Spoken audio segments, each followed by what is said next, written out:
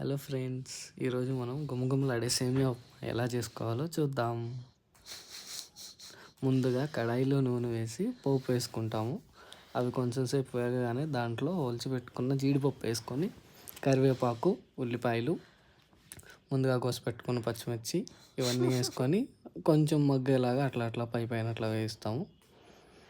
అట్లా కొంచెంసేపు వేడెక్కిన తర్వాత దానిలో ఒక 2 గ్లాసెస్ అలా వాటర్ పోసుకొని, అంటే మనం తీసుకున్న సేమియాకి తగ్గట్టు అది బాగా మరగనివ్వాలి.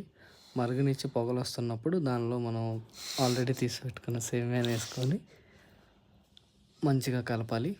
కలిపేసి సిమ్లో ఊరకలా మూత పెట్టేసేసి కొంచెంసేపు అలా వదిలేసేయాలి. అప్పుడు ఆ వాటర్లో ఉన్న ఫ్లేవర్ అంతా సేమియాకి పడుతుంది.